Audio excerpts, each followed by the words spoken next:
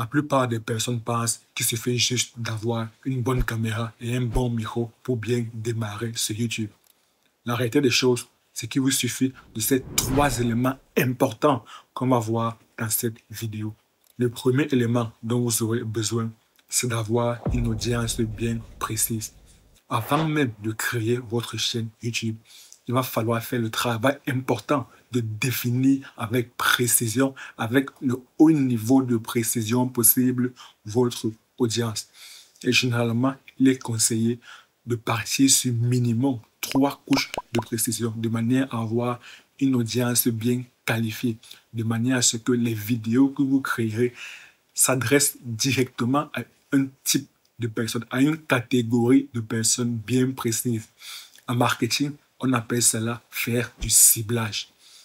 Donc, prendre une population à segmenter dans un premier temps. Ensuite, faire un ciblage avancé en partant sur une deuxième couche de précision. Faire encore un autre ciblage avancé en partant sur un troisième niveau de précision.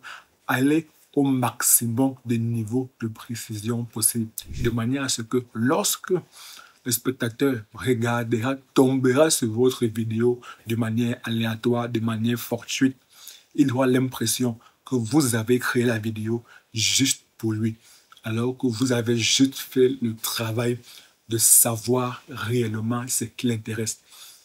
Ça, c'est le terme marketing du ciblage. Et en faisant ce travail, à la fin, vous aurez dressé un portrait robot de votre audience. C'est la même chose dans le business. La raison pour laquelle j'ai souvent tendance à dire qu'un YouTuber est un entrepreneur. La seule chose qui différencie le YouTuber d'un entrepreneur, c'est que pour le YouTuber, les vidéos qu'il crée sont ses produits ou bien ses services. L'entrepreneur, pour gagner de l'argent, qu'est-ce qu'il fait? Il identifie une clientèle bien précise. Et ses produits ou bien ses services sont destinés à cette clientèle bien précise.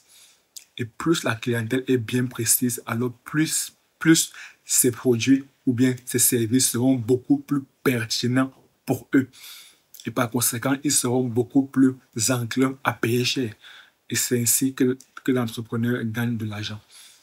Et c'est la même chose sur YouTube. Plus votre ciblage a été réalisé avec un niveau de précision avancé, alors plus le spectateur qui tombera sur votre vidéo de manière fortuite sera un fan de votre chaîne YouTube. Et rappelez-vous, le but d'un YouTuber, le but d'un créateur de contenu sur YouTube est de créer une communauté de fans. Ce sont des fans qui seront beaucoup plus enclins à acheter vos produits ou bien vos services parce qu'ils sont directement sous le charme. Ils auront assez confiance en vous. Tant qu'il n'y a pas une relation de confiance établie entre deux personnes, c'est difficile pour des personnes de s'engager. Et cela dans tous les domaines de la vie. Que ce soit dans les relations amicales, amoureuses, dans le business, c'est pareil. S'il n'y a pas une relation de confiance assez solide, c'est difficile pour l'une des deux parties de s'engager. Donc, s'il n'y a pas une relation de confiance entre vous, YouTubeur, et votre audience, alors ce sera difficile pour vous de gagner de l'argent. C'est d'ailleurs la raison pour laquelle YouTube exige au préalable d'avoir minimum 1000 abonnés et 4000 heures de visionnage. Parce que si des personnes ont regardé vos vidéos pendant 4000 heures de temps, alors il y a déjà une relation de confiance qui s'est établie entre vous et votre audience. Et donc là, YouTube est en mesure de vous rémunérer un certain montant. Et si vous voulez vous affranchir de la monétisation YouTube pour utiliser d'autres sources, d'autres moyens de gagner de l'argent, alors il va falloir avoir un niveau, une relation de confiance beaucoup plus solide que cela, de manière à ce que des personnes payent directement de leur poche pour bénéficier de vos produits ou bien de vos services. Donc le ciblage avancé est très important sur YouTube. Et à la fin du ciblage avancé qui consistait à dresser un portrait robot de votre audience, Là, vous ressortirez avec ce qu'on appelle en marketing un persona, un avatar client. Sur YouTube, on parlera beaucoup plus de spectateur idéal. Et à l'avenir, lorsque vous créerez des vidéos, vous ne vous adresserez que à lui, qu'à ce spectateur idéal. De manière à ce que lorsqu'il tombera sur votre vidéo, il sera directement sous le charme. Il aura l'impression que vous le connaissez en profondeur, alors que vous avez juste fait vos devoirs. Donc c'est super important au préalable, avant toute chose, de définir son qui. Le qui ici correspond au spectateur idéal. Le deuxième élément, ou du moins la deuxième chose que vous devez faire, consiste à savoir de quoi vous parlerez sur votre chaîne. Donc ici, il s'agit de définir votre thématique, ou du moins de définir les thématiques qui vont intéresser votre audience. Le point de base, le point de départ consiste à savoir à qui est-ce qu'on s'adresse. Une fois qu'on sait à qui est-ce qu'on va parler, maintenant, il s'agit de savoir quelles sont les choses qui intéressent mon audience. Quelles sont les choses qui intéressent mon spectateur idéal? Car généralement, des personnes sont intéressées par plusieurs choses à la fois. Des personnes sont multipassionnelles.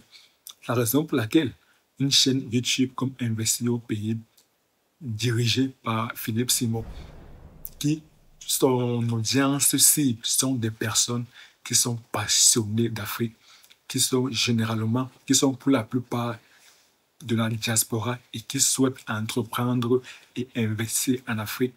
Lui, sur sa chaîne, il ne parle pas uniquement de l'entrepreneuriat ou bien de l'investissement. Récemment, il a parlé du problème qui existe entre Samuel Eto'o, président de la FECAFOOT, la Fédération camerounaise de football, et les politiques du pays, le ministre des Sports, etc. Il a parlé de toutes les confrontations, tous les débats qu'il y a, tous les échauffourées qu'il y a entre Samuel Eto'o et les différentes instances du football camerounais.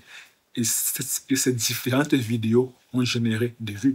Cela montre qu'il y a des personnes qui sont intéressées par le business et qui également sont intéressées par d'autres thématiques.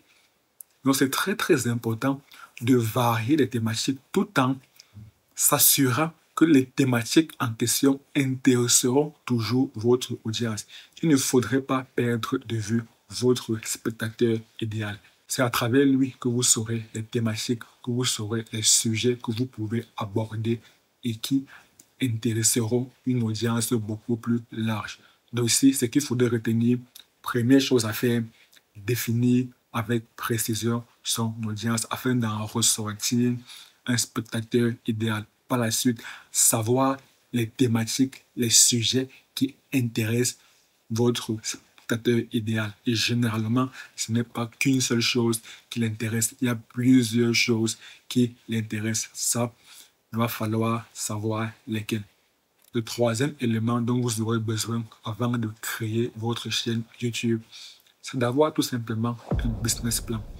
Donc, comment comptez-vous gagner de l'argent sur YouTube? Est-ce que ce sera à travers ce qu'on appelle communément la YouTube Money, dont les revenus versés par YouTube? Est-ce que ce sera à travers d'autres sources de monétisation?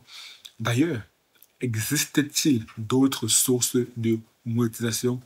Voilà de nombreuses questions auxquelles vous devrez répondre avant de créer votre chaîne YouTube, afin de savoir réellement dans quoi vous mettez les pieds, afin de savoir réellement si créer une chaîne YouTube est réellement rentable. Et si vous voulez savoir comment gagner de l'argent sur YouTube, cliquez sur la vidéo qui apparaît à l'écran pour savoir le top 5 des meilleurs moyens de monétiser votre chaîne YouTube. Et moi, je vous retrouve tout de suite de l'autre côté. À très bientôt.